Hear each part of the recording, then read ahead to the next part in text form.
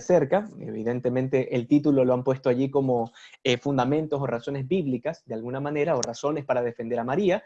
Sin embargo, sería importantísimo que tengan por allí su Biblia. Si no, asumo igual la charla queda grabada y pues entonces podrán después con mucha tranquilidad buscar las citas bíblicas y ver con mayor detalle lo que vamos a ver el día de hoy. Pero bueno, efectivamente, como lo ha dicho Andrés, sí, el tema de la Virgen María es un tema bastante, no diría yo complejo, no es que nos falten argumentos, el tema es que nos sobran, el tema es que hay demasiado que hablar de María y entonces uno a veces no sabe para dónde agarrar. A mí cuando Andrés me comentaba esto y me decía, mira, si puedes ayudarnos con esta charla, claro, yo por supuesto, pero lo que le decía es, seamos específicos, más o menos para dónde, porque María es un mundo y hay tanto que hablar de ella. Y me parece muy bonito que justamente haya sido el día de hoy esta charla, porque justamente hoy la iglesia está conmemorando a San Buenaventura. San Buenaventura fue un santo franciscano que justamente dedicó su vida a defender a la Madre de Dios.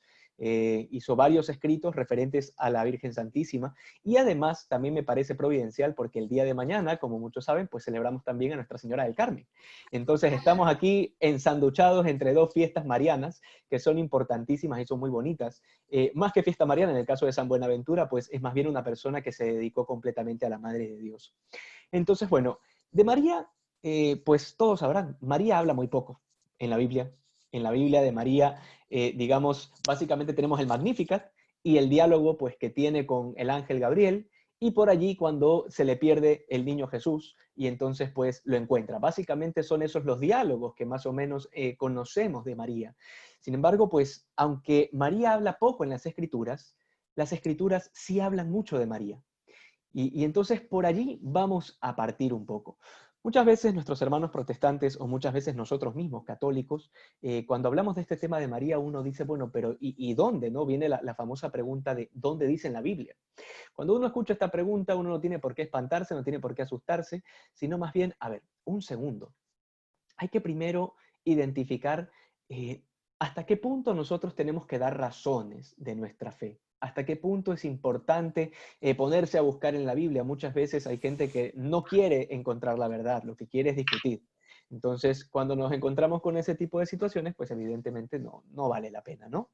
Pero bueno, vamos a empezar entonces por así decirlo, un primer argumento importante. Obviamente no vamos a poder abarcarlos todos porque nos quedaríamos hoy, mañana y toda una jornada de un mes para poder abarcar el tema de María.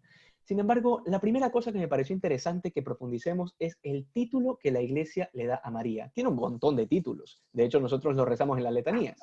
Pero hay uno en particular que es bastante bíblico y es que María es la nueva Eva. Y entonces, ¿qué quiere decir esto de que María es la nueva Eva? Pues bueno, es lo que vamos a ir profundizando de a poco.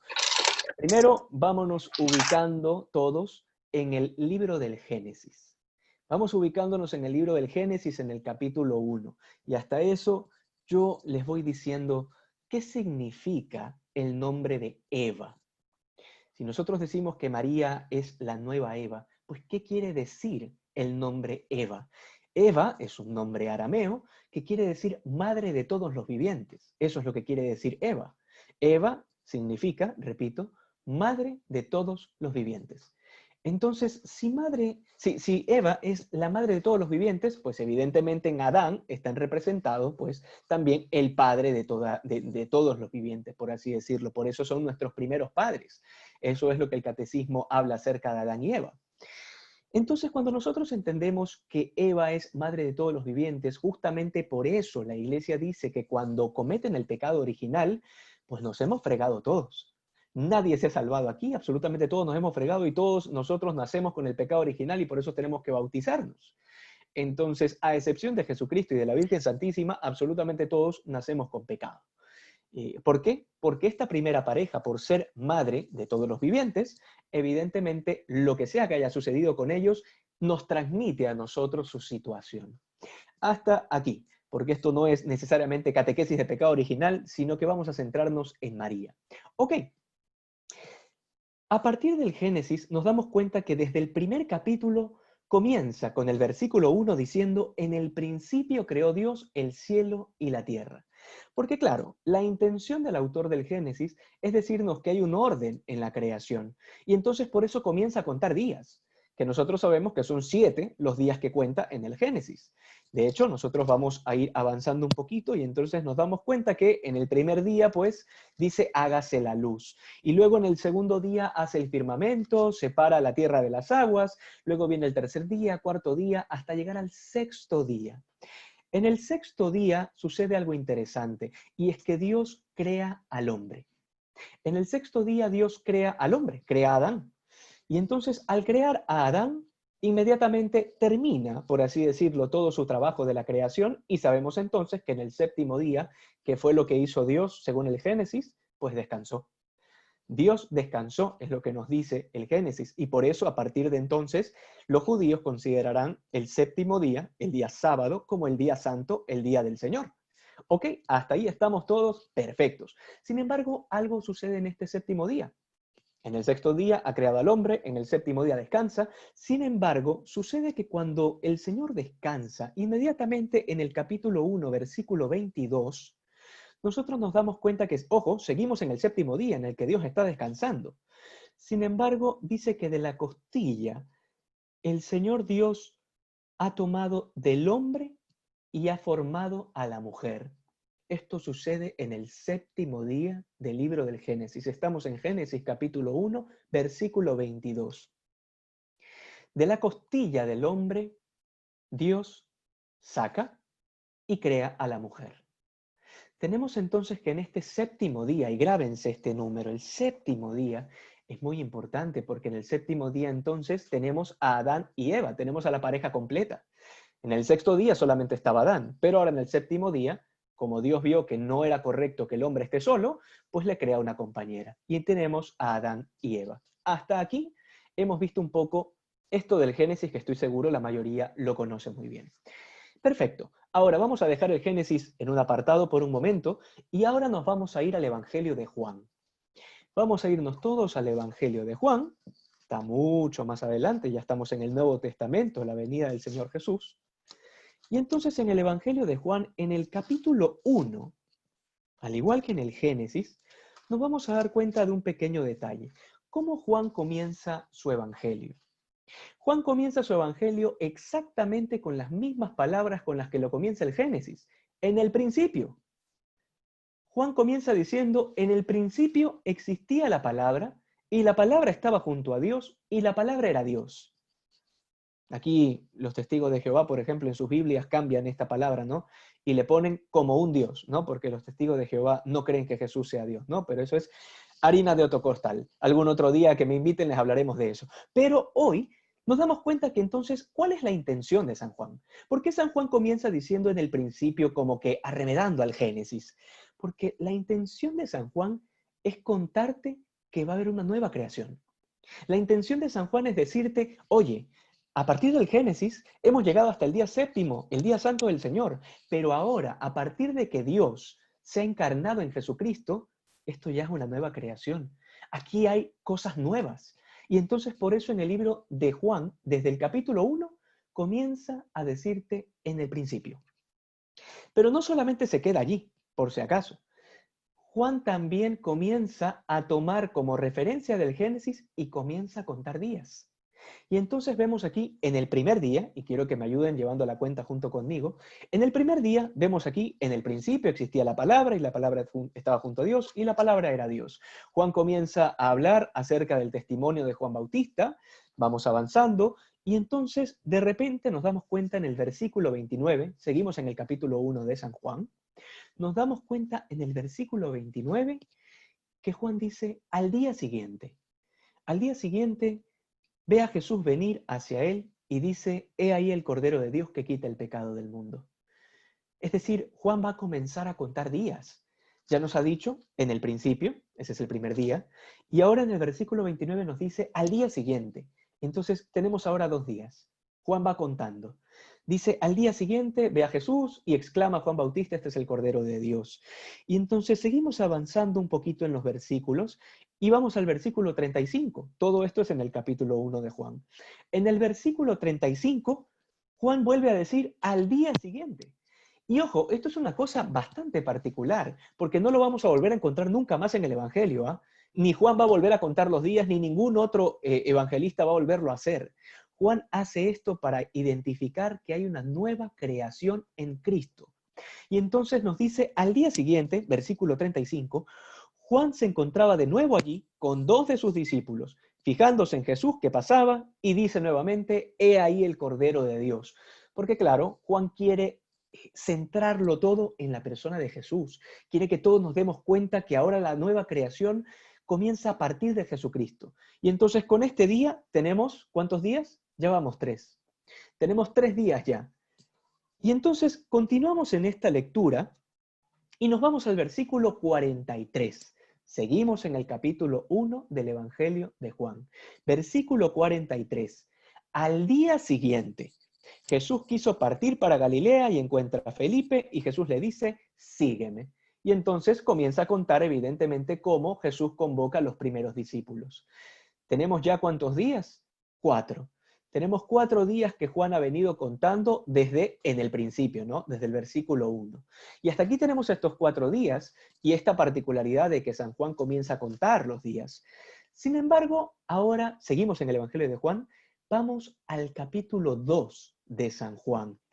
Y desde el versículo 1, Juan nos lanza una bomba y nos dice 3 días después. ¿Qué quiere decir? ¿Cuántos días íbamos? Íbamos 4. Y ahora 3 días después, ¿cuántos suman? Estamos en el día 7. Son 7 días que San Juan ha contado desde que comienza su evangelio hasta este momento, en donde San Juan nos dice en el versículo 1 de su capítulo 2, 3 días después se celebra una boda en Caná de Galilea. Es decir, San Juan ubica las bodas de Caná en el día 7 de esta nueva creación que Juan ha querido contarnos, para decirnos que a partir de Jesucristo va a haber una nueva alianza, una nueva creación, un nuevo tipo humano, un nuevo Adán. Que ese es el título que San Pablo luego le dará, el nuevo Adán. Jesucristo es el nuevo Adán, eso es lo que nos enseña la doctrina, lo que nos enseñan los evangelios, lo que nos enseña toda la escritura, lo que los profetas han venido anunciando, es que Cristo es el nuevo Adán y Juan te lo quiere probar diciéndote que voy a contarte una nueva creación y te voy a contar los días igual que como se hizo en el Génesis. Ubiquémonos entonces aquí, donde estamos, capítulo 2, versículo 1 del Evangelio de Juan. Juan ha contado 7 días y ahora estamos en las bodas de Caná. ¿Y qué sucede en las bodas de Caná? Pues lo que ya todos sabemos, se acaba el vino. Se acaba el vino en esa gran fiesta y como ustedes sabrán, en el tiempo de los judíos, el hecho de que se acabe el vino es lo peor que puede pasar en una fiesta. Lo peor que puede pasar, porque es que el vino es lo que alegra el corazón, es lo que dice el Salmo. El vino es lo que alegra el corazón del hombre. Entonces, si se acaba el vino, pues se acabó la fiesta. Imagínate tú entonces, Jesús y María, que fueron los invitados de honor a esa boda, Jesús y María estando allí, de repente se acaba el vino. Lo primero que se le ocurre a la Virgen, como siempre, ella tan hacendosa, tan servicial, lo primero que hace es darse cuenta, nadie más había dado cuenta. María se da cuenta que se acaba el vino y entonces corre, evidentemente, a decirle al Señor que se ha acabado el vino. Y entonces, a partir de allí, vamos a escuchar un título que nos va a recordar al Génesis. Mujer. Jesús se refiere a María, a su madre, se refiere a María como mujer. Y aquí los protestantes, cada vez que leen esta parte, dicen, ahí está, mira, que hasta la trata con desprecio. Me ha tocado escuchar esto. Que no, mira, que la trata con desprecio. Le dice mujer, no le dice madre, no le dice mamita, le dice mujer. Entonces, claro, porque parece que los protestantes no han entendido muy bien esta parte del título de mujer. Jesús se refiere a mujer no porque le falta el respeto a su madre, no porque la quiere poco, porque por supuesto faltaba más que Jesús no cumpla el cuarto mandamiento de honrar padre y madre, sería lo peor. Entonces no, Jesús cumple a cabalidad todos los mandamientos y honra a padre y madre, y por eso la ama con locura a su madre. Pero le dice mujer justamente con la intención de afirmar esta nueva creación que Juan nos quiere decir, porque quiere rememorarnos esa creación que hemos leído en el libro del Génesis. Por eso le dice mujer. Y entonces, ¿qué es lo que dice Jesús? Mujer, ¿qué hay entre tú y yo? No ha llegado todavía mi hora. Este pasaje es hermoso porque está cargado de tanta teología, de tanta doctrina. Y entonces Jesús le dice, mujer, no ha llegado mi hora. ¿A qué hora se está refiriendo el Señor? Por supuesto, a la hora de la cruz. No es que no es que Jesús tenía un reloj y estaba viendo, ya ha llegado la hora todavía. No, no, no, no. Jesús se refiere a esa hora de la cruz. Jesús hablará de su hora durante todos los evangelios. Sin embargo, aquí le dice a la Virgen, no ha llegado todavía mi hora. Todavía no ha llegado ese momento. Y entonces esa hora estaba íntimamente relacionada con su primer milagro. Por eso el Señor dice, todavía no ha llegado mi hora, todavía no es el momento en el que yo me manifieste públicamente. Sin embargo, sucede lo increíble. A pesar de que Jesús había dicho que no había llegado su hora, María le dice a los comensales, a los sirvientes, hagan lo que Él les diga. E inmediatamente, Juan utiliza esta palabra, inmediatamente, Jesús hace que traigan las tinajas. Y sucede la famosa conversión del agua en vino. Es decir, por la intercesión de su madre, evidentemente adelantó, por así decirlo, esa hora. Pero no nos vamos a quedar aquí, porque esto sería una interpretación bastante simple. Probablemente muchos de nosotros ya sabíamos esta situación, pero aquí algo mucho más profundo todavía. No nos quedemos solamente aquí. Vayamos hasta el final. Vayamos hasta el final. ¿A qué se refiere Jesús con esta hora y por qué lo está relacionando con su madre? Pues bien, sigamos en el Evangelio de Juan, pero ahora vámonos al capítulo 19. Vámonos al capítulo 19 de San Juan y vamos a encontrar en el versículo 25. Juan capítulo 19, versículo 25. Por si acaso, Andrés, si estoy yendo aquí como carretilla, pues nada, me paran, me avisan que yo regreso. Yo, en honor al tiempo, también estoy apretando un poco el acelerador, pero pues nada, si algo no queda claro, me detienen y vuelvo. No pasa nada. Adelante, adelante. Entonces, bueno, estamos ahora en el capítulo 19 de San Juan, versículo 25. Y entonces vamos ahora a entender a qué se refería Jesús con esa hora. ¿A qué se refería Jesús allí en las bodas de Caná cuando le dijo a su madre, todavía no había llegado mi hora? Pues bueno, ahora ha llegado esa hora. Capítulo 19, versículo 25. Junto a la cruz de Jesús estaban su madre y la hermana de su madre, María, mujer de Cleofás, y María Magdalena. Bueno, estaban allí las tres Marías. Jesús, viendo a su madre, nuevamente Juan nos pone en un momento crítico de la vida de Jesús, nos pone otra vez juntos a María y a Jesús. Y entonces, viendo a su madre y junto a ella al discípulo a quien amaba, dice a su madre, mujer. Otra vez encontramos este título, mujer. ¿Por qué no le dice mamá? Hasta San Juan le dice madre. Pero ¿por qué Jesús no le dice mamá? Porque nuevamente, ¿cuál es la intención de Jesús? Reafirmar esta nueva creación, que Él es el nuevo Adán. Y por ende, si Él es el nuevo Adán, ¿en qué convierte a María? La convierte en la nueva Eva. Pero bueno, no vayamos tan rápido, no lleguemos a la conclusión, vamos despacio. Entonces tenemos a Cristo crucificado y tenemos a su madre allí, al pie de la cruz, y tenemos a Jesús que le entrega a su madre a Juan y le dice mujer. Ya sabemos a qué se refiere este título de mujer. Y entonces ahora sí ha llegado esta hora de Jesús. Y aquí hay algo interesante. Quiero aquí hacer un paréntesis ya que estamos en esta parte del Evangelio de Juan. Muchas veces se habla de los hermanos de Jesús y se habla de los muchos hijos que tuvo María. A los protestantes les encanta repetir esto, que María tuvo más hijos. Ok, si María efectivamente tuvo más hijos, y esto es una cosa de sentido común, ¿eh? Si María tuvo más hijos, por la ley judía, o sea, esto no es un tema de que si Jesús quería o si no quería, aquí es un tema de la ley judía, de la ley de Moisés. La mujer, la madre, tenía que haberse quedado con sus otros hermanos, pues. Si había otros varones en la familia, ¿cómo es que Jesús no tiene con quién dejar a su madre y se la deja a Juan? ¿Por qué? ¿Dónde estaban los otros hermanos de Jesús? Jesús no tenía por qué haberle dejado su madre a Juan si es que habían otros hermanos. Si es que había otros hermanos, por supuesto. ¿Dónde están? Y ojo, ni siquiera tenían que estar allí presentes al pie de la cruz, por si acaso. Podían estar todos espantados, escondidos en sus casas. Pero la ley judía refiere que esa mujer que se le muere uno de sus hijos, tiene que quedarse con sus hermanos, con los hermanos de este hijo que ha muerto. Pero no sucede así. Y entonces, ¿qué cosa entendemos de esto? No es necesario que las escrituras nos lo expliciten. Solamente basta que sepamos un poquito de la cultura judía y entonces vamos a entender que no había más hijos. No había más hijos. El único primogénito, el único hijo de María es Jesús. No hay otro hijo allí. Y entonces vemos que lo entrega. Jesús nos entrega a María. Y uno dirá, sí, lo que pasa es que la está entregando a Juan. Allí nunca dice que nosotros nos la entrega. Lo entrega a Juan, al discípulo. Sí, pero a ver, vamos entendiendo todo lo que hemos explicado hasta entonces. Vamos entendiendo todo el contexto de la Biblia, todo el contexto de las Escrituras. ¿Cuál era la intención de Juan? ¿Cuál era la intención de Jesús con decirle mujer a María? Que era una nueva creación y que él era el nuevo Adán.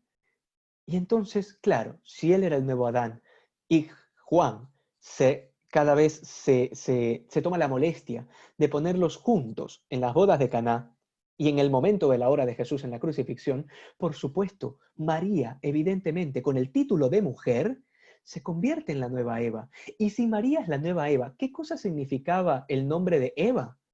Madre de todos los vivientes.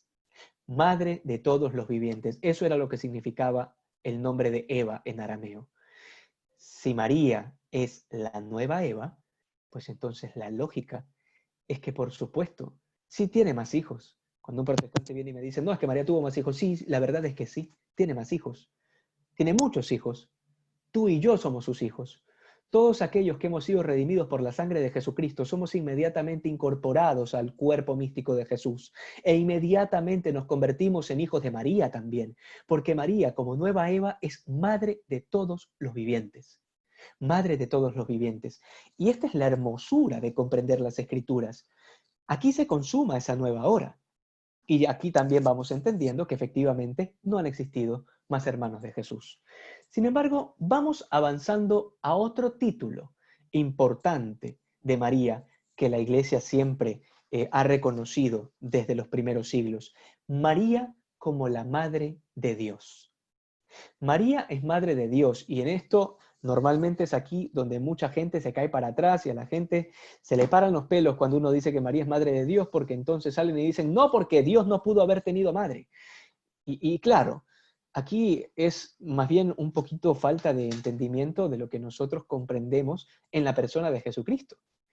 Ciertamente cuando hablamos de Dios, del eterno, del omnipotente, del absoluto, del que hizo los mundos, Él no tuvo principio.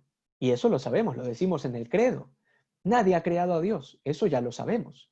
Y entonces, claro, cuando uno afirma que María es madre de Dios, ¿a qué nos estamos refiriendo? Nos estamos refiriendo a que María es madre de Jesucristo y que Jesucristo es Dios. Es Dios y hombre verdadero, que eso es lo que nosotros recitamos en el credo y es lo que los protestantes también creen, en su mayoría. Es lo que también ellos creen. Aquí tenemos un punto de conexión bastante importante con ellos. Y a partir de esto podemos hacer una argumentación grandiosa que puede llevar a mucha conversión a los protestantes. Porque ellos, al igual que nosotros, aceptan que Jesucristo tiene dos naturalezas, la naturaleza humana y la naturaleza divina. Entonces, si ellos, al igual que nosotros, aceptan esa realidad, al momento en el que ellos niegan que María sea madre de Dios, inmediatamente están negando que Jesucristo es verdadero Dios y verdadero hombre. Repito, cuando alguien niega que María es madre de Dios, inmediatamente está negando que Jesucristo es verdadero Dios y verdadero hombre. Y uno dirá, bueno, pero ¿por qué? Bueno, pues es muy lógico, porque cuando María dio a luz a Jesús, no dio a luz una naturaleza, no es que dio a luz una deformidad, no es que dio a luz un Jesús a la mitad, dio a luz su parte humana, ¿no? Y la parte divina, ¿cuándo le vino entonces? ¿Cuándo le cayó a Jesús la parte divina? ¿En qué momento se hace Dios? Jesucristo es Dios y hombre verdadero desde el momento, exactamente desde el momento en el que es concebido en el vientre de la Virgen María por la sombra del Espíritu Santo. Desde ese momento existe Jesús de Nazaret y es una sola persona. Jesucristo es una sola persona en sus dos naturalezas, humana y divina. No hay un momento en el que Jesucristo como la segunda persona de la Trinidad encarnado, haya estado separado en sus dos naturalezas. Las dos naturalezas están unidas desde el momento en el que María lo da a luz. Desde el momento en el que se obra el milagro de la encarnación, tenemos a Jesucristo, Dios y hombre verdadero. Y si decimos que María en verdad, ha dado a luz a Jesucristo, estamos diciendo que María es madre de Dios. Pero ojo, cuando nosotros negamos esto, también nos estamos cargando otro problema, por si acaso. Nos estamos cargando un problema gravísimo, porque estamos negando la redención. Ojo con esto, estamos negando la redención. Y uno dirá, ¿cómo? ¿Cómo es que estamos negando la redención? Claro, Porque si Jesucristo, entonces, en algún momento de la vida de Jesús de Nazaret en la tierra, no fue Dios, sino que la divinidad le vino en algún otro momento. Incluso hay algunos teólogos bastante confundidos que dicen que Jesús, la divinidad le cayó recién cuando se bautizó. Hay una serie de cosas rarísimas que uno escucha en la vida, pero por eso es importante leer siempre el magisterio de la Iglesia y el catecismo. Si esto hubiese sucedido, que en algún momento Jesús no era Dios, pues entonces nosotros seguimos en nuestro pecado y la redención no se obró en verdad. Porque lo que no fue asumido no pudo haber sido redimido. Esto es un principio teológico. Lo que no ha sido asumido no puede ser redimido. Si Jesucristo, la segunda persona de la Trinidad, en verdad no asumió nuestra naturaleza humana a plenitud en toda su unidad, pues entonces no pudo habernos redimido. Lo de la cruz entonces fue una farsa. Todo fue una pantomima, todo fue un teatro. Entonces, date cuenta cómo negando la maternidad de María, te metes con el dogma de Jesucristo. Cuando la iglesia sale a defender a María, y esto es interesantísimo, sobre todo lo vemos en los primeros concilios de la historia de la iglesia, cuando la iglesia sale a defender a la Madre de Dios, no lo hace por María. Ojo con esto, no lo hace por María, lo hace por Jesús, porque inmediatamente cualquier error contra la Virgen María repercute inmediatamente en la persona de Jesucristo. Tanta es la unidad entre la Madre y el Hijo que cuando cometemos una herejía o un error doctrinal contra la Virgen María, inmediatamente nos lleva a un error contra Jesús. Y esto es una cosa realmente increíble.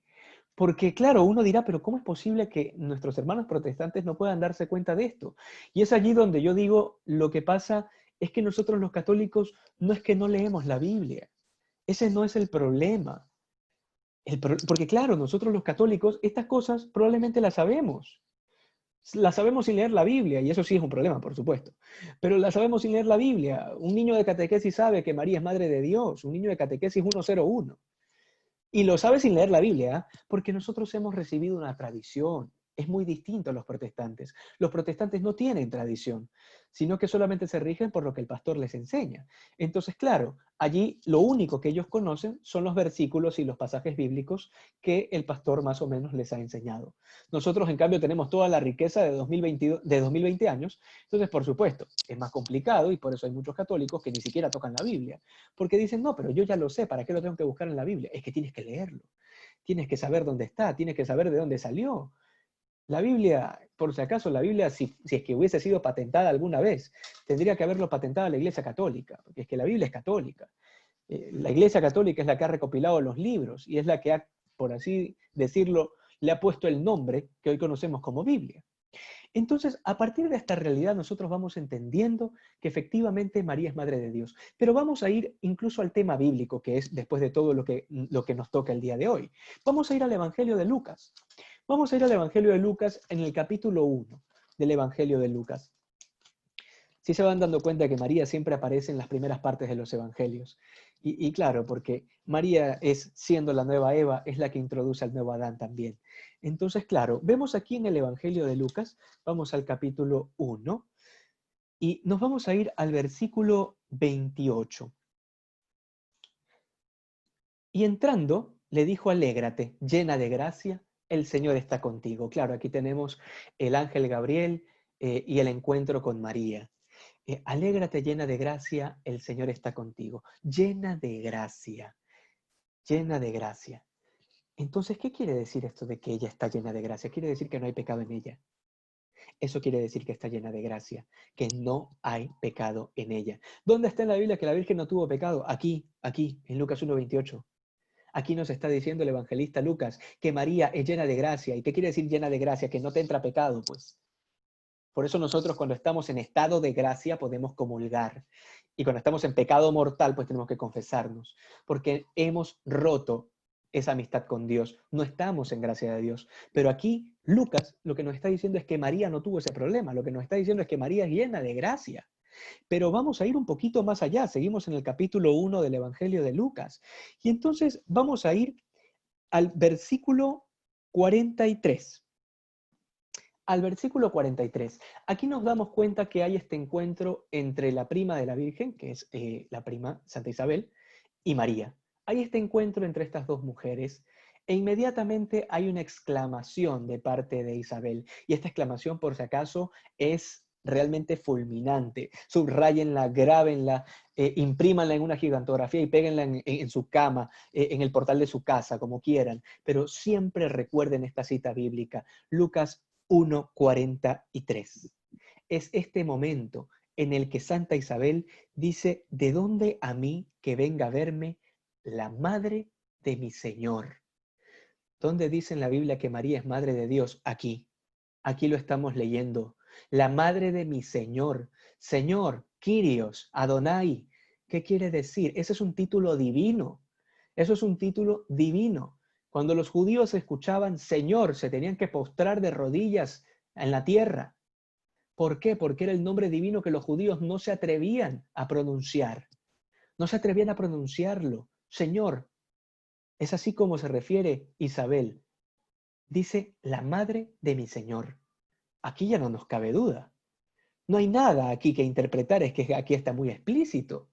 Nos está diciendo que María es madre de Dios. No, no, ojo, no está diciendo, cómo es que me viene a visitar la madre de Jesús? O la madre del hijo de José. No, no, no, no, no. Eso no sucede.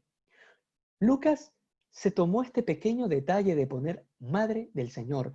Y aquí me encanta cada vez que hablamos del Evangelio de Lucas, porque si te pones a pensar, ¿de dónde Lucas saca esta información?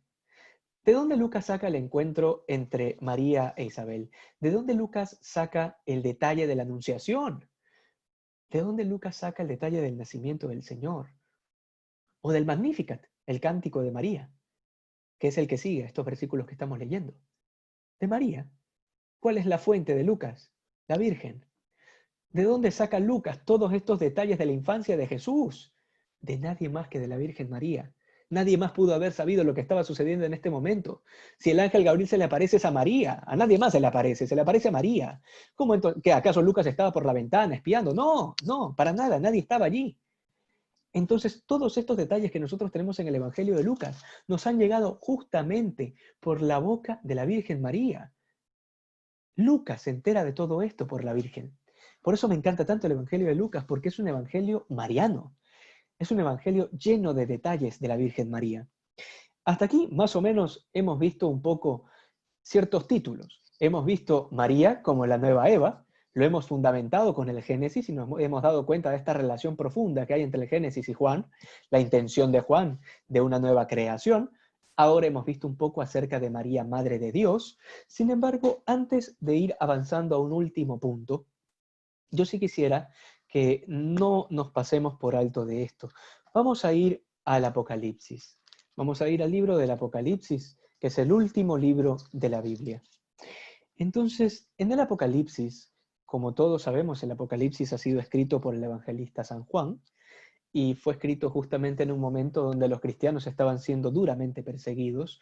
San Juan es deportado a la isla de Patmos, y entonces San Juan está encarcelado y deportado. Y dentro de la cárcel de Patmos, San Juan escribe el Apocalipsis. De hecho, es allí donde dice que él cae en un éxtasis, ¿no? San Juan dice que él cae en un éxtasis y que escucha una voz que le dice, pon esto por escrito. Y comienza entonces a escribir lo que nos ha llegado hasta ahora, que es el Apocalipsis. Vamos al capítulo 12. Vamos al capítulo 12 del Apocalipsis. Es un capítulo que muchos de nosotros ya hemos de conocer, ya tal vez lo hemos leído, lo hemos escuchado varias veces. Y es este encuentro entre el dragón y la mujer. Nuevamente tenemos este título hermoso, mujer. Y entonces nos damos cuenta que hay una gran batalla entre la mujer y el dragón.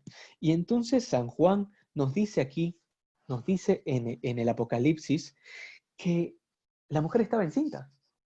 Yo no sé realmente, cuando los protestantes leen estas cosas, yo realmente no logro comprender qué cosa es lo que se imaginan. Cuando las cosas están bastante claras realmente.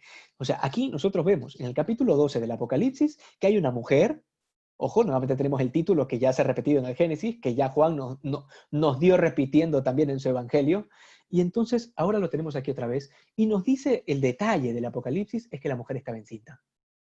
y que tenía 12 coronas, perdón, tenía 2 estrellas como corona y estaba parada sobre la luna. ¿Sí? Tenía la luna bajo sus pies. Y entonces, claro, aquí nos da una imagen bastante fuerte. Pero aparte es que tenemos aquí en el Apocalipsis, en el capítulo 12, que este dragón está esperando. ¿Qué cosa está esperando? Está esperando que la mujer dé a luz para comerse al hijo. Eso es lo que Juan está escribiendo aquí en el capítulo 12. Cuando tengan el tiempo, y después de esta charla sería muy bonito, lean todo el capítulo 12 del Apocalipsis. Es hermosísimo. Y entonces, claro, aquí está diciendo que el dragón está esperando a comerse a ese hijo que va a nacer. Y entonces, ¿qué sucede? Se le aparece un ángel. Claro, eso nosotros lo sabemos desde el momento en el que María huye a Egipto, pero aquí en el Apocalipsis, más bien hay una voz que le dice a esta mujer que huya al desierto. Esto lo seguimos viendo en el Apocalipsis, capítulo 12, que la mujer huye al desierto. ¿Por qué huye al desierto? Exactamente de la misma forma en la que María tuvo que ir al desierto junto con José y con su hijo recién nacido. ¿Para qué? Para el censo. Entonces, claro, tuvo que ir al desierto, exactamente igual como lo estamos viendo aquí en el Apocalipsis. Y entonces vemos aquí, vamos al versículo 17 de este capítulo 12 del Apocalipsis, Juan nos da otro detalle adicional. Entonces, despechado contra la mujer, este dragón, esta serpiente, despechado contra la mujer, se fue a hacer la guerra al resto de sus hijos. Al resto de sus hijos. Y uno preguntará, ¿y cuáles son sus hijos? ¿Cuáles son los hijos de esa mujer que nos habla en el capítulo 12 del Apocalipsis? Aquí te lo dice San Juan. Los que guardan los mandamientos de Dios y mantienen el testimonio de Jesús. ¿Cuáles son esos que mantienen el testimonio de Jesús y guardan los mandamientos de Dios? Los cristianos, pues. Esos son los cristianos. El Apocalipsis, San Juan lo escribe dirigido a una comunidad cristiana que está en persecución.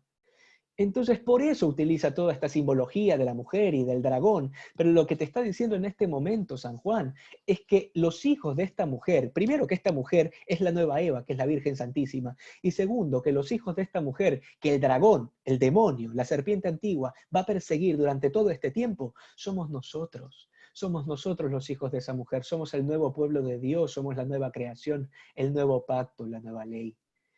A eso se refiere San Juan. Y aquí me parece interesante, ya que estamos en este capítulo 12 del Apocalipsis, que leamos también el versículo 9. Perdonen que los tenga saltando de versículo en versículo, pero es que tampoco tengo yo, digamos, tan estructurada, digamos, una charla, sino que se me van viniendo los versículos a la medida en la que voy hablándoles.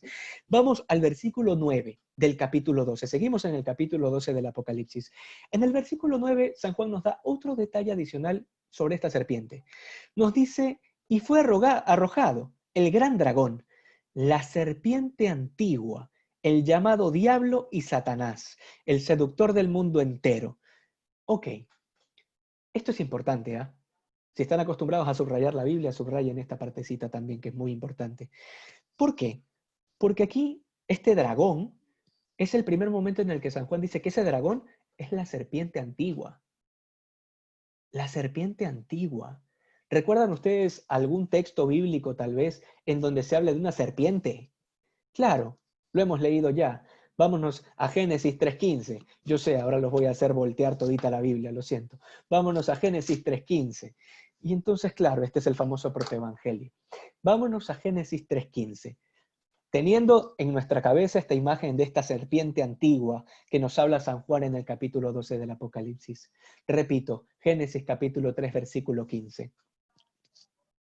Yo estoy seguro que todos ustedes son diestros en la búsqueda de las citas bíblicas, así que hace rato que ya lo tienen, más bien están ansiosos de que continúe. Ok, entonces estamos ahora todos ubicados en Génesis 3:15 y nos dice de entrada aquí, en el versículo 15, que enemistad pondré entre ti y la mujer, entre tu linaje y su linaje. ¿A quién se está refiriendo? ¿A quién le habla Dios? Le habla a la serpiente. Le habla a la serpiente, le está diciendo que va a poner enemistad entre la descendencia de esa serpiente y la descendencia de la mujer, que en este caso era Eva. Entonces, claro, tenemos aquí una imagen muy fuerte del Génesis, que inmediatamente tiene relación íntima con el capítulo 12 del Apocalipsis que acabamos de leer. Por eso San Juan dice la serpiente antigua. No dice solo una serpiente cualquiera, la serpiente antigua. ¿Por qué dice antigua? Porque es que esto es bien antiguo, porque estamos hablando del Génesis. Es decir, desde el último libro de la Biblia te está mandando otra vez al primer libro, la serpiente antigua.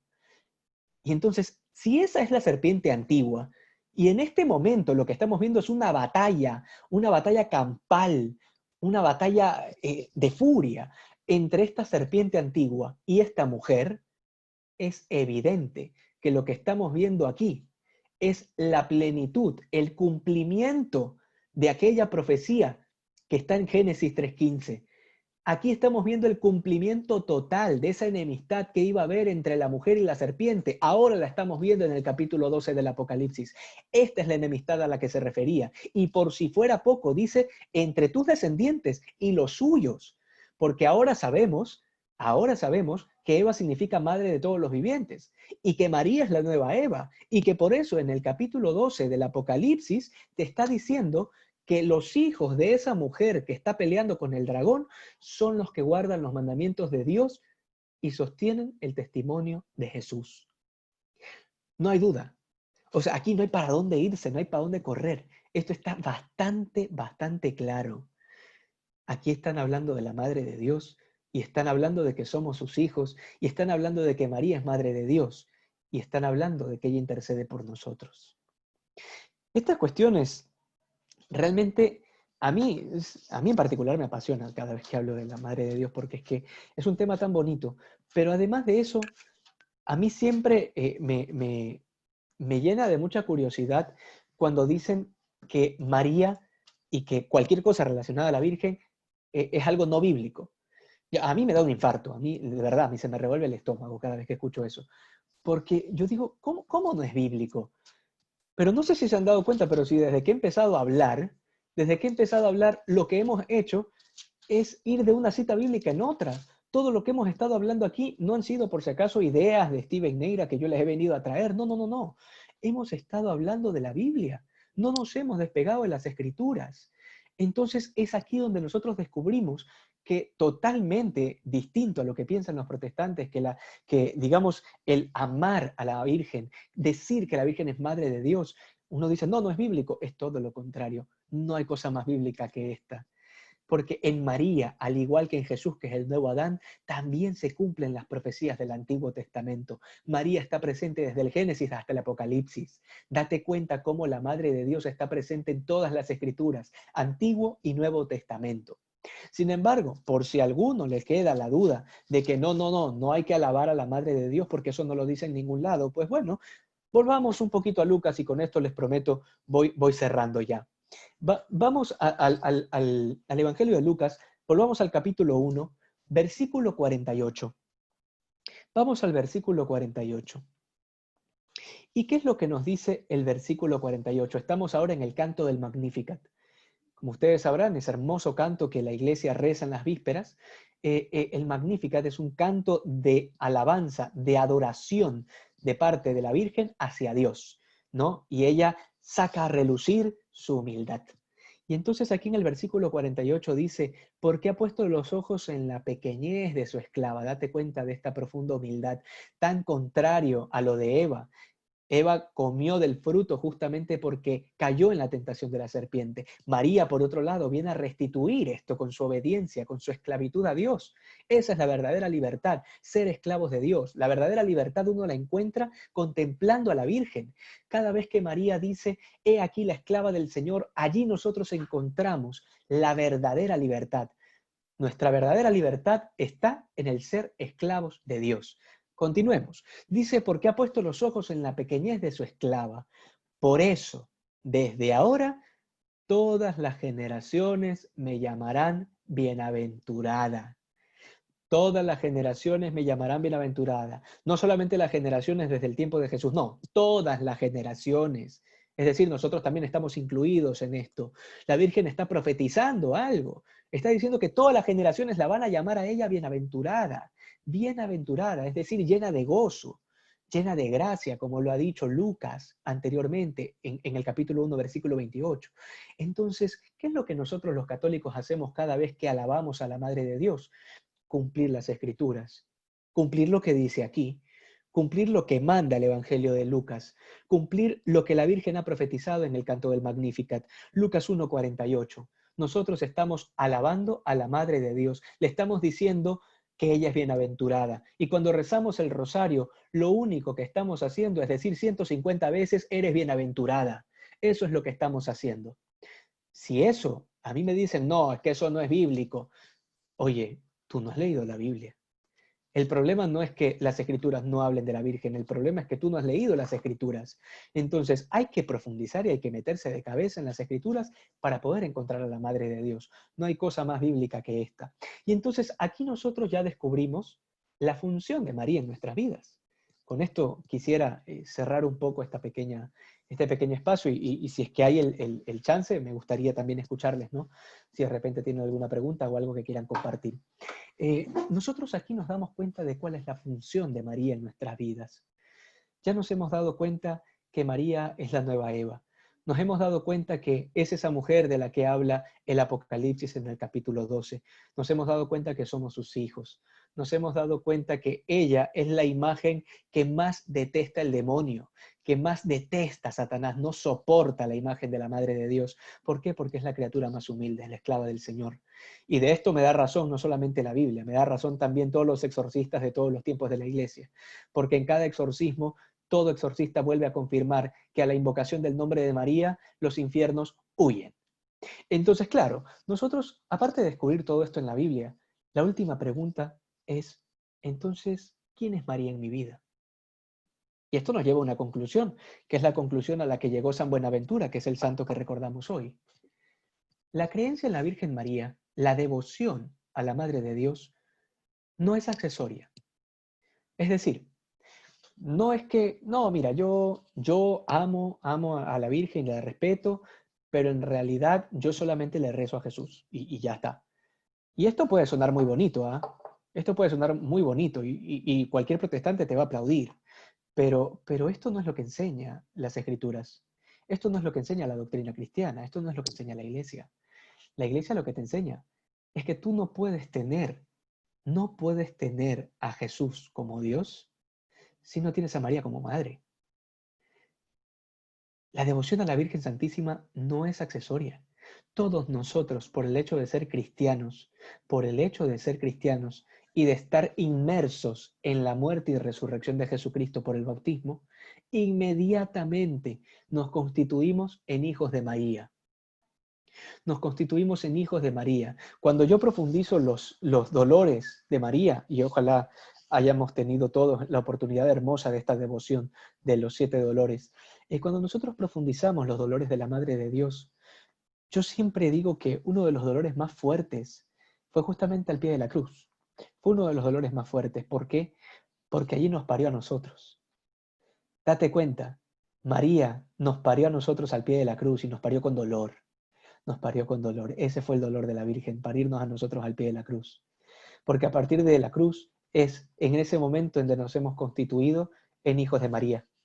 Es en ese momento en el que nosotros descubrimos que el título de la nueva Eva se confirma, llega a su plenitud, se consuma, al igual que se consuma la hora de Jesús. Todo se consuma en este momento. Por eso cuando Jesús dice todo está consumado, se refiere a todo. Se refiere a todo literalmente. Todo está consumado. Esa profecía de Génesis 3:15 se ha consumado ahora.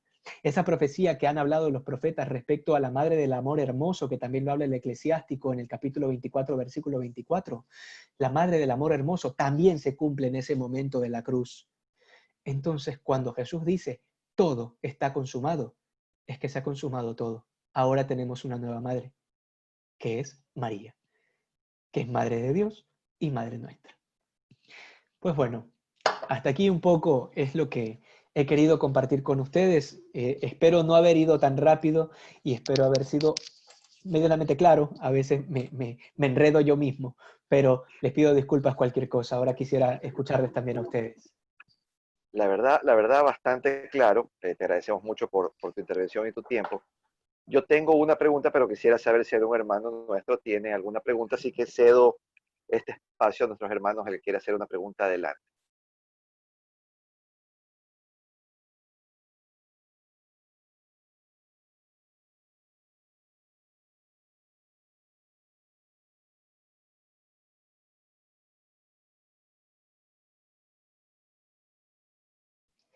Creo que eso quiere decir que tendrás que hacer la pregunta, Andrés. Así parece. Bueno, hoy en día vemos que hay apariciones marianas, ¿no? Te hemos visto en los últimos tiempos dos que son para mí muy relevantes. Una fue en el 65, que es Garabandal, y la otra es actualmente Meyugore, que apareció a partir del año 89, si mal no recuerdo. 88, 89, por ahí se presentó las primeras apariciones en Meyugore. Eh, Cuando uno escucha las intenciones de Santa María a través de estas apariciones, nunca se contraponen, siempre andan en el mismo sentido, ¿no? Sin embargo, la Iglesia aún no ha aprobado ninguna de las dos como apariciones y devociones, ¿no? Como es el caso de Fátima o Lourdes, por ejemplo, que están aprobadas por la Iglesia, donde se aprobaron debido a que las profecías entre muchas otras cosas, por supuesto, las profecías que se contaron ahí fueron sucediendo, ¿no? Actualmente creo, y de manera muy particular, es un tema muy personal, el tema de Garabandal es un tema que creo que está muy cerca de ser o negado o aprobado. Eso no sabemos todavía porque corresponde a la Iglesia, a través de la Congregación para la Doctrina de la Fe, decirnos qué es lo correcto en estos casos, ¿no? ¿Cuál es tu opinión acerca de estas dos últimas apariciones? Ok, sí, bien, este es un tema un poco controversial, espero no herir susceptibilidades. Este, pero, a ver, primera cosa importante que nosotros tenemos que tener en cuenta es que a partir de la revelación de Jesucristo y con la muerte del último de los apóstoles, que es San Juan, en el año 100, queda cerrada la revelación, ¿no? Esto es una cosa importante que todo católico debe saber. La revelación queda sellada en el momento de la muerte del último de los apóstoles. ¿Qué quiere decir esto? Que nosotros proclamamos que Jesucristo es la plenitud de la revelación. Es decir, después de Jesús ya no hay nada más que revelar. Después de Jesús ya no hay nada nuevo. Es decir, en cada aparición mariana, date cuenta de este detalle, la Virgen no viene aquí a anunciarnos algo que de repente el Evangelio se le chispoteó o algo que de repente a las Escrituras le falta. No, jamás. Y esto lo digo para que también lo tengamos clarísimo, ¿no? Las apariciones de la Virgen lo que vienen a hacer es a profundizar la doctrina ya revelada o de repente a darnos un anuncio o una profecía que de alguna manera nos ayuda a comprender nuestro tiempo. Pero en ningún momento le adhiere ni una coma ni un punto a nada de las Escrituras. Habiendo aclarado ese detalle, a la pregunta de Andrés de estas dos últimas apariciones, mi posición particular es que yo no quisiera, primero, adelantarme al juicio de la Iglesia, al igual que sé que ninguno quiere hacerlo, pero en el caso específico de Meyugore, por ejemplo, sé que varios obispos locales ya se habían pronunciado y habían dicho pues que allí no había nada sobrenatural. Eso era lo que habían dicho los obispos locales. Sin embargo, la Santa Sede lo que dijo es que, sin embargo, es un lugar de peregrinación. Yo en particular, de Garabandal, considero que probablemente sí haya alguna manifestación sobrenatural. Lo mismo que Menjurgore en cuanto a qué. Yo no hablo en cuanto a la aparición de la Virgen. Hablo en cuanto a las conversiones y los milagros que suceden con las personas que van a peregrinar allí. Y esto es un tema interesante. ¿Por qué? Porque el hecho de que las personas reciban algún milagro al peregrinar a estos lugares no confirma la veracidad de la aparición. Date cuenta aquí en Ecuador, por ejemplo, con el Cajas, que lo tenemos, digamos, aquí. Con el Cajas, por ejemplo, claro, la iglesia no se puede pronunciar y no se va a pronunciar todavía porque la vidente sigue viva. Evidentemente la iglesia no se va a poder pronunciar hasta que Patricia Talbot muera y después de eso pues vendrá toda una investigación. Pero hasta entonces, date cuenta que hay mucha gente, y yo conozco de testimonios de gente cercana y seguro ustedes también, de gente que ha ido al Cajas y ha recibido algún milagro, sobre todo el milagro más grande de todos, que no es que fue un paralítico y salió sano, no, el más grande milagro de todos, que es que hay gente que ha llegado con un corazón cerrado, con un corazón de piedra, hay ateos que han ido para allá y han regresado conversos católicos. Ese es el verdadero milagro, por cierto. Y de estos milagros suceden en Garabandal, suceden en Meyugore y suceden en el Cajas. Entonces, mi opinión es que esos lugares efectivamente son lugares de peregrinación y son lugares de una gracia muy particular. Ahora, si se apareció o no se apareció la Virgen, yo te soy muy sincero, no lo sé. No podría decirte ni sí ni no. Y claro, yo, y aquí les comparto algo muy personal, porque bueno, uno nunca tiene la oportunidad digamos, decir cosas personales delante de 27 personas, entonces tengo que aprovechar. Aquí, una cosa muy personal. Yo, dentro de mi camino de conversión al catolicismo, una de las últimas cosas que a mí me costó aceptar fue justamente la devoción a la Virgen. Fue el último pilar, por así decirlo, la última pared de piedra que cayó. Eh, y entonces, claro, yo siempre me he cuidado mucho, y siempre lo aconsejo también, siempre me he cuidado mucho de no tener estas afecciones por lo sobrenatural. ¿A qué me refiero con esto? Ya lo decía el Papa Francisco en algún momento, la mujer, perdón, la Virgen no trabaja en una oficina postal, ¿no? Esto lo decía el Papa Francisco en una de sus alocuciones. La Virgen no trabaja en una oficina postal, es decir, la Virgen no es que anda dando mensajes y cartas todos los días. ¿Y por qué el Papa Francisco decía esto? Porque podemos de repente caer en el error de estar constantemente buscando lo sobrenatural, ¿no? Buscando el milagro, buscando lo raro, lo misterioso. Entonces ando buscando la aparición de aquí, ando buscando la aparición de allá, y es que aquí la Virgen se apareció y la de acá también. Entonces, ojo, no tiene nada de malo que tengamos alguna devoción particular a ninguna de estas apariciones. Están muy bien. De hecho, la Iglesia, en la medida en que no diga que es falsa o que es buena, pues ya la Iglesia dirá. Pero hasta eso tenemos todos los católicos la libertad de hacerlo. Lo único es que tengamos mucho cuidado de no correr constantemente hacia lo sobrenatural, porque Dios, y eso nos lo ha demostrado en nuestras vidas, Dios siempre se manifiesta en las cosas ordinarias, Dios siempre se manifiesta en las cosas sencillas. Entonces, claro, la Virgen, créeme, la Virgen cuando quiere manifestarse de manera concreta y bastante visible, lo hace. Ya lo ha hecho. Ya lo ha hecho varias veces en la historia, así que no es que le cuesta trabajo hacerlo. Pero mi opinión, para terminar de responderte, es que son lugares especiales, con una gracia especial, que obran milagros en la vida de la gente, pero me reservo digamos, la opinión o el dictamen respecto a si son o no reales. Claro, le pertenece definitivamente el dictamen a la iglesia y como buenos católicos hay que acogerse a lo que la iglesia diga y esa es la palabra final. Correcto. Para eso está la congregación. Así es. No sé si alguien más tenga alguna pregunta por ahí. Si no, Sí, yo sigo comentando. Andrés, Adelante, adelante, por favor. Steven, buenas noches. Buenas Gracias por tu noches. servicio. Una consulta, Mauricio Gómez te saluda. Con respecto a la consagración a Jesús por medio de las manos de la Virgen María, eh, ahorita tú dices un poquito, sí, sobre la Virgen María no tiene que estar ahorita presenciándose de manera sobrenatural, porque no es necesario. La consagración puede tomarse como un llamado personal a las personas que realmente se entregan a Jesús por medio de la mano de la Virgen María. Ciertamente es un llamado particular a quienes se sienten con esa vocación de entregarse de esa forma.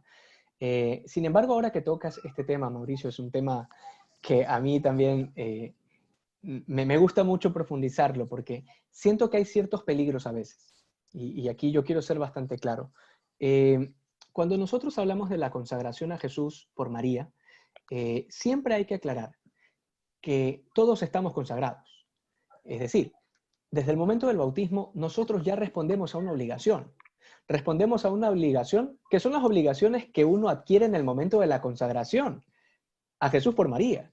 Es decir, cuando hablamos de la consagración a Jesús por María, no es que hay una cosa distinta a la consagración del bautismo.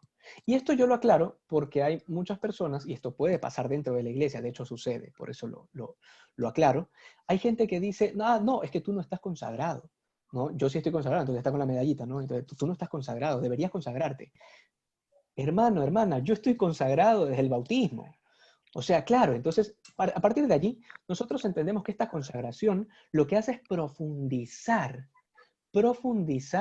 en este llamado que ya hemos recibido desde el bautismo. Entonces, partiendo de allí, sí, hay un llamado particular a hacer ciertas oraciones y a vivir la devoción a María y a Jesús de una manera particular, porque hay oraciones que hay que hacer. Hay oraciones de la mañana, hay distintas oraciones. El hecho de que nosotros portemos de alguna manera esa cadena, también, como muy bien lo habla San Luis María Griñón de Montfort, de alguna manera quiere ejemplificar esa esclavitud hacia Dios, que la hemos profundizado hoy. El hecho de que María es la esclava del Señor nos hace a nosotros esclavos, esclavos de la esclava. Entonces, claro, todos estos detalles se profundizan en esa consagración, pero siempre y cuando tengamos claro que no es una nueva consagración que le adhiere algo al bautismo, para nada. Eso no sucede y eso de hecho en la misma consagración te lo explican. No es que algo le adhiera al bautismo. Estamos hablando de la única consagración del bautismo que en este caso te ayuda a profundizar, te ayuda a hacer un camino. Y como te ayuda a hacer un camino, sí, es un llamado particular. Tienes que de alguna manera discernir y ver si esto de consagrarte a Jesús por María, por el método de San Luis María Griñón de Montfort, es algo que Dios te está pidiendo a ti. Y que probablemente no se los pida a todos, ¿no? De lo contrario, todos estaríamos obligados a hacer la consagración y no tendría mucho sentido tampoco. Entonces, claro, cada uno de nosotros tiene ciertos llamados, tiene ciertas mociones del Espíritu Santo. El Espíritu Santo va obrando en el interior de cada uno y va soplando. Y aquella persona que dice, ¿sabes qué? Yo me siento llamado a comprometerme con Jesús de esta forma en particular. Y entonces hacen la consagración. Hay gente que no hace la consagración, pero en cambio se impone el escapulario del Carmen y entonces comienza a seguir el camino del Carmelo, por ejemplo. Y entonces, claro, es otro tipo de consagración distinta. Entonces, a la pregunta, sí es un llamado. Es un llamado de alguna manera particular y que cada uno tiene que discernir en su vida. Ok, gracias. De nada, Mauricio.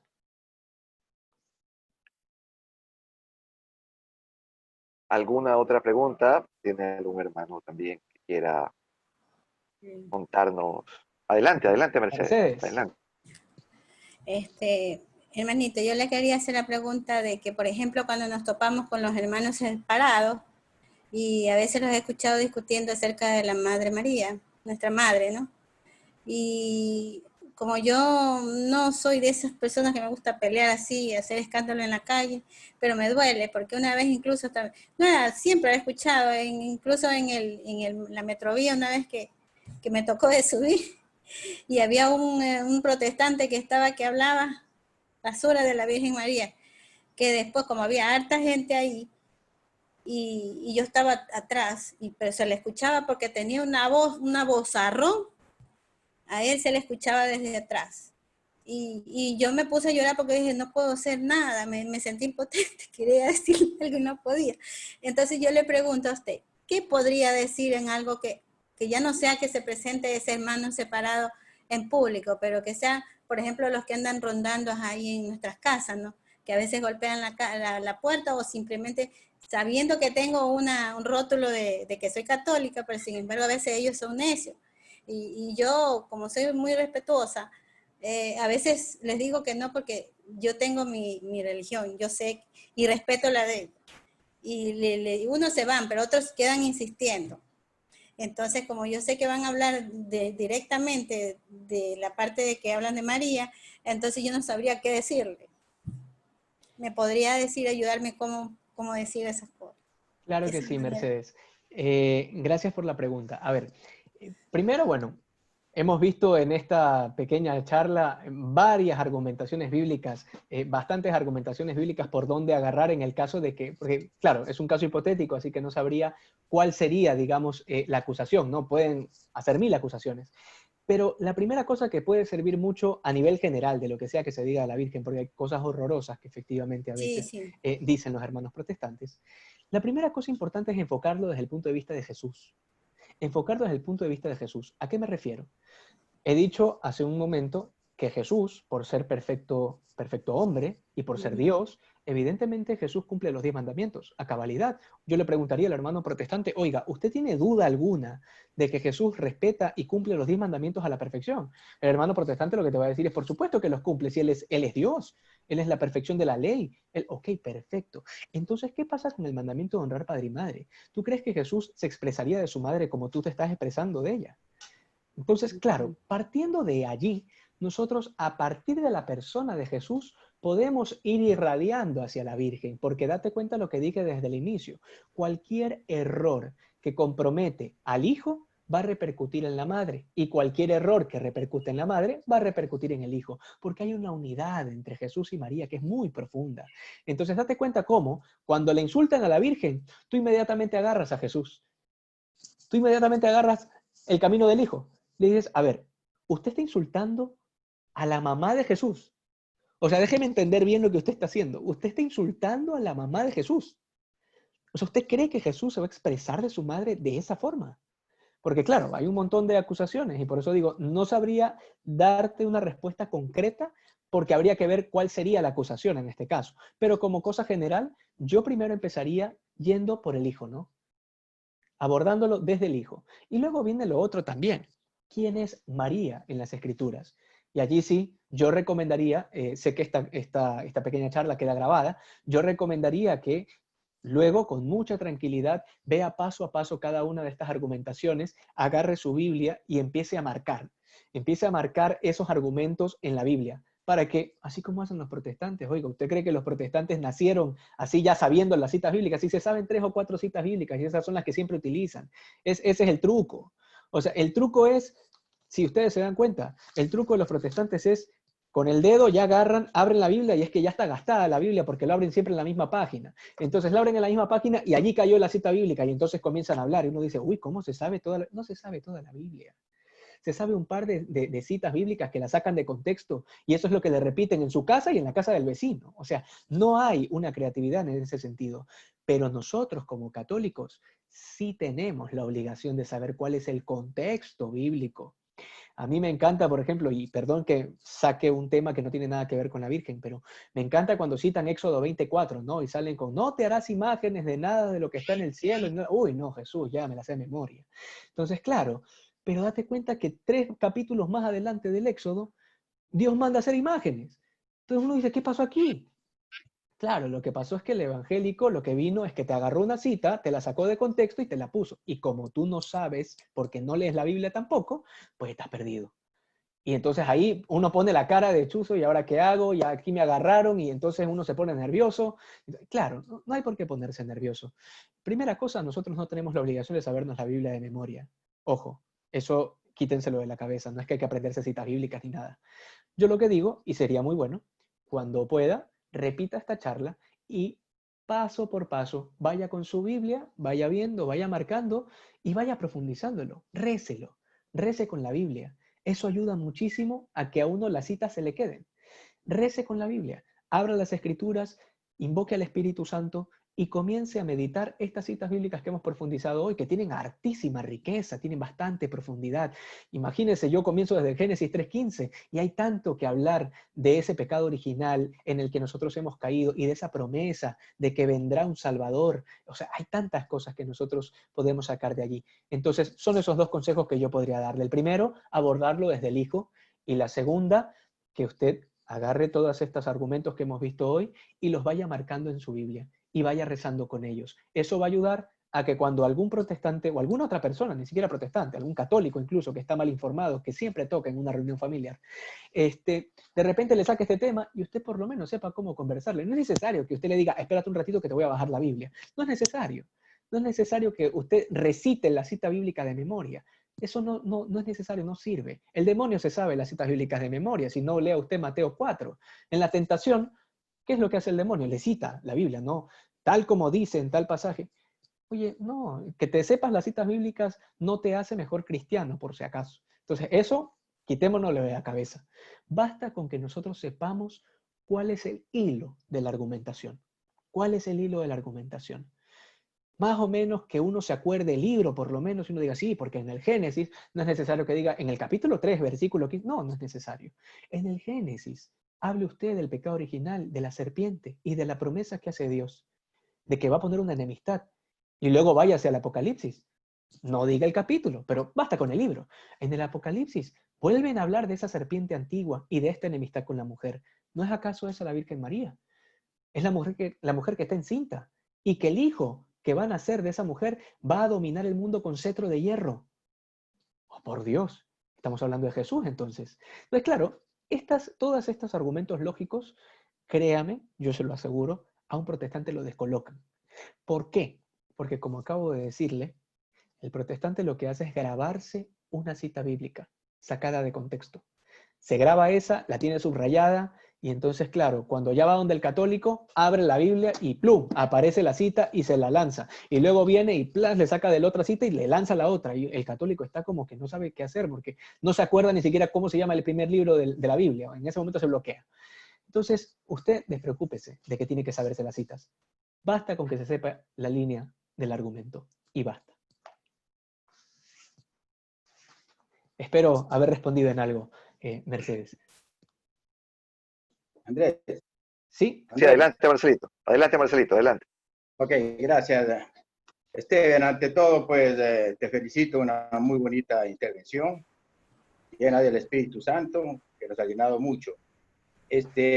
Haciendo acotación a la hermanita anterior, se me vino a la mente justamente cuando a veces nosotros tenemos conversaciones con los hermanos separados, no tenemos muchos argumentos, pero una vez un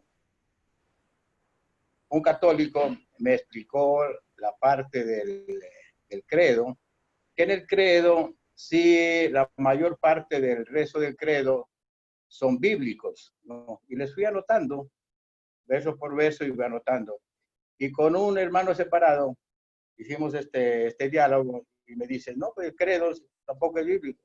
Y le fui indicando, creo en Dios Padre, tal versículo, tal. Y todo el credo en realidad es bíblico y bien detalladito. Con eso les callé. Luego, también por ahí me indicaron que el Ave María también es bíblico, no solamente el Padre Nuestro. Pero se me ha perdido las anotaciones de los pasajes bíblicos del Ave María. Me gustaría, Esteban, si es que tú me puedes hacer el cuento, ¿no? Porque esas son herramientas que a los hermanos separados le refutamos categóricamente, y realmente, ¿sabe qué? Aquí está el versículo tanto, porque a ellos les gusta, ¿no? Que le digan versículos, todo eso. Si tú podrías ayudarme a repetir, ¿no? El Ave María bíblicamente para anotarlo aquí, te agradecería. Sí, claro que sí, Marcelo. Si nosotros vamos a Lucas, lo va a encontrar en el Evangelio de Lucas, en el capítulo 1, versículo 8, versículo 28. Allí nosotros encontramos la primera parte del Ave María, que es la salutación angélica.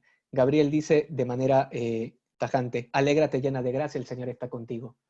Alégrate llena de gracia, el Señor está contigo. Lucas 1:28. Lucas 1:28. Luego, en Lucas 1, versículo 42, seguimos en el Evangelio de Lucas, capítulo 1. En el versículo 42 dice, y exclamó a gritos, ¿quién? Isabel, bendita tú entre las mujeres y bendito el fruto de tu seno. Bendita tú entre las mujeres y bendito el fruto de tu seno. A partir de allí tenemos la primera parte del Ave María bíblico, totalmente bíblico. La segunda parte del Ave María, los padres de la iglesia lo que dicen es la respuesta de la iglesia. Es decir, esto ya no está en la Biblia, evidentemente. Esta segunda parte del Ave María ya es la respuesta de la iglesia, que es Santa María, Madre de Dios. Y claro, esta afirmación de la iglesia, por si acaso, aunque no está exclusivamente de manera textual aquí, la puede fundamentar bíblicamente, tranquilamente. Cada vez que nosotros decimos Santa María, inmediatamente vamos nuevamente al capítulo 1 de Lucas y vamos al versículo 28. Llena de gracia. Llena de gracia. ¿Qué quiere decir que está llena de gracia? Ya lo he dicho antes, quiere decir que no hay pecado en ella. No hay pecado en ella, si no, no fuera llena de gracia. No hay pecado. ¿Y cómo se le llama a las personas que no tienen pecado? Se les llama santas. Entonces, claro, Santa María, María se llama ella. Santa María, Madre de Dios. Ya Madre de Dios, ya lo sabemos, está en el capítulo 1, versículo 48, me parece. Perdón, no, 43. Versículo 43. En el versículo 43. Cuando Isabel le dice, he aquí la madre de mi Señor. ¿Cómo así que viene la madre de mi Señor? Señor, Kyrios, Adonai, título divino. Entonces, claro, podemos desmenuzar el Ave María, la segunda parte, porque la primera está aquí, textual. La segunda parte puede uno fundamentarla bíblicamente, como lo estamos haciendo ahorita, ¿no? Entonces, claro, esa segunda parte es la respuesta de la iglesia a la primera parte. La primera parte es bíblica, La segunda parte también es bíblica, aunque no esté textualmente en la Biblia, pero es la respuesta de la iglesia, es decir, de nosotros, que le pedimos a la Madre de Dios. Entonces decimos, Santa María, Madre de Dios, ruega por nosotros, los pecadores, ¿no? Básicamente, ese sería digamos, el fundamento bíblico del Ave María. No Ok, sé si gracias. es toda la pregunta o algo. No, no, sí, cómo no, está bien, está Ok, perfecto. listo, Marcelo. Ok. ¿Tenemos alguna otra pregunta? Vamos a esperar 10 segundos a ver si hay una pregunta por ahí. 1, 2, 3. Bueno, vamos conversando hasta eso. Hay dos cosas interesantes, ¿no? Lo primero es, alguna vez leí un apologeta, estaba viendo una charla apologética y él decía, medio en broma, medio en serio, ¿no? El que se llena de textos, perdón, el que saca una frase de contexto se llena de pretextos, ¿no? Entonces se refería a la Biblia, ¿no? Y es muy usual en nuestros hermanos separados hablar solo de un pasaje bíblico y no leer hacia los lados, como se dice, ¿no? En ese pasaje bíblico que tú mencionabas del Éxodo 20, Éxodo 23, que es el que normalmente dicen, no te hagas imágenes, ¿no? Siempre que decirle, oye, 24, pero ellos empiezan por el 24. Yo siempre les digo, pero si no lees el 23 no vas a entender. empieza desde 23, ahí empieza ahí quéjate completo. Entonces, sucede. Y otra cosa importante de nuestros hermanos separados es que no todos son iguales, no todos son así. Tenemos un grupo de hermanos separados que son, como decía una vez un sacerdote con el que conversábamos, dice, en las iglesias protestantes también hay santos, ¿no? Y hay que reconocerlo, hay gente muy buena, gente que tiene claro los conceptos de ecumenismo, que es lo que hoy la iglesia se ha volcado a buscar, ¿no? Eh, buscar, si bien es cierto, en términos generales no podemos juntarnos porque pensamos diferente, pero hay un montón de cosas en las que somos muy parecidos y que compartimos la fe. Y hay que también entender que esto pasó hace muchos siglos. La mayoría de los problemas que hoy por los que discutimos pasó en el siglo XV, ¿no? Por ahí partió la parte más fuerte de la ruptura de este tipo de criterios, ¿no? 16, Entonces hay del 16, siglo XVI. 16, 16, sí, 16, correcto. Ahí partió el problema. Entonces, yo creo que hay que tener claro que a veces las discusiones son vanas, ¿no? Las discusiones deberían de terminar normalmente en, bueno, esa es tu fe y esta es la mía, no creo poder convencerte, pero no creo que tú vayas a convencer a mí tampoco. ¿Ya? Y yo tengo una peluquera que es protestante, ¿no? Y siempre cuento esto, ¿no? Mi peluquera es protestante. Y ella tiene la delicadeza, porque es súper sutil, y me dice, oye, Andrés, pero ¿cómo es eso de las imágenes? Entonces le explico. La última vez me dijo, sabes que yo no sabía lo que tú me dices. El tema es de las imágenes, yo no lo tenía muy claro. Yo veía mucha gente que iba y se arrodillaba, ¿no? Yo explicaba, sí, pero arrodillarse no es un símbolo de adoración, ¿no? Lo único que te hace hacer adorar a algo es decidir adorarlo. Si no hay una decisión de adoración, no has adorado a nadie, ¿no? Y me decía, yo no lo había visto así, ¿no? Entonces, hay gente que siente razón, no va a cambiar su fe, pero sí lo va a entender y te va a respetar más, ¿no? Creo que ese también es un camino y buscar, si bien es cierto, no juntarnos en una iglesia, porque no es lo nuestro, pero sí poder sentarnos a comer y conversar en paz, ¿no? Eso se trata también de ser cristiano, ¿no? También entender, escuchar y saber que hay que llevar un camino de amor para todos, ¿no? Bueno, te dejo el cierre a ti, Steven, adelante. Pues bueno, Andrés, muchísimas gracias y muchísimas gracias a todos en realidad. Primero por la paciencia, y segundo pues también aprovecho para la cuña publicitaria de pedirle siempre oraciones, ¿no? Pedirle siempre que recen por mí. Yo siempre con mucho gusto acepto esta invitación. Creo que es la tercera o cuarta vez que de alguna manera comparto con la gente de los caminantes de Maús. Así que pues nada, para mí siempre es un placer servirles.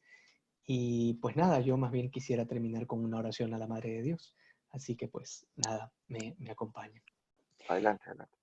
En el nombre del Padre, del Hijo y del Espíritu Santo. Amén. Santa Madre, te pedimos que nos cubras con tu manto protector y que ahora que estamos prontos a celebrar en tu advocación de la Madre del Carmelo, podamos también vivir esa experiencia del amor de Jesús, podamos ver a Jesucristo con los ojos dulces con los que tú lo ves. Ayúdanos a tener un corazón inmaculado como el tuyo. Ayúdanos a invocar al Espíritu Santo, que es tu esposo. Ayúdanos en todo momento a ser fieles a la gracia de Dios, a poder responder al plan de Dios en nuestra vida, para que así podamos ser todos los santos que tú quieres que seamos. Dios te salve María, llena eres de gracia, el Señor es contigo. Contigo. Bendita eres entre todas las mujeres y bendito es el fruto de tu vientre Jesús. Santa María, Madre de Dios, ruega por nosotros pecadores, ahora y en la hora de nuestra muerte. Amén. Nuestra Señora del Carmelo, ruega por nosotros. En nombre del Padre, del Hijo y del Espíritu Santo. Amén. Muchísimas, muchísimas gracias a todos.